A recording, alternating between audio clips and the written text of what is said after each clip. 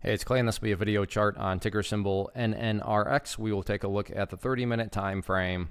Real quick, what do I mean by 30-minute in case maybe you're new to charts? Instead of each one of these candlesticks here representing 1 day's worth of price action, which is what you would normally see, each one represents 30 minutes. So while this here may look like several days worth of time, it's actually today's price action broken down into 30-minute time slices. I like to this time frame that does a good job of telling the quote-unquote story of the price, and then makes mapping out where levels of support and resistance a bit easier to see.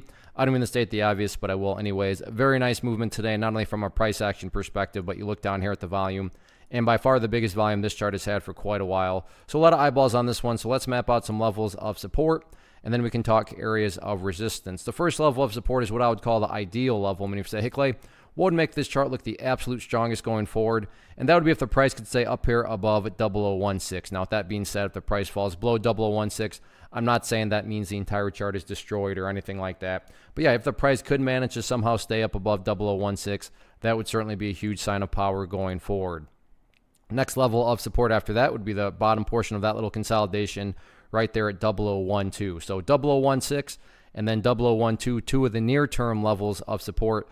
Taking a step back and looking at all this from more so the big picture point of view. So this certainly assumes you have a broader time horizon on things, but that is where the purple line comes into play, the famous 50-period simple moving average, keyword being moving. As time goes by, that line is going to move itself higher and higher. So a very basic yet highly effective way to judge the health of the move.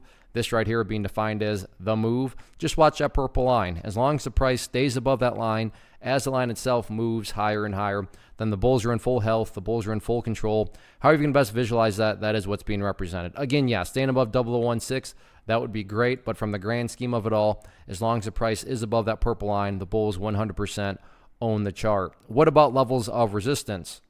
As far as where the sellers are hanging out at, nothing complicated here, other than the fact that the party finally stopped today up there at 0023. So 0023 will be public enemy number one going forward. All in all, though, any way you look at it, very nice movement today on the bulls' part. Great volume. Not just a question of can the bulls continue to build upon this momentum going forward.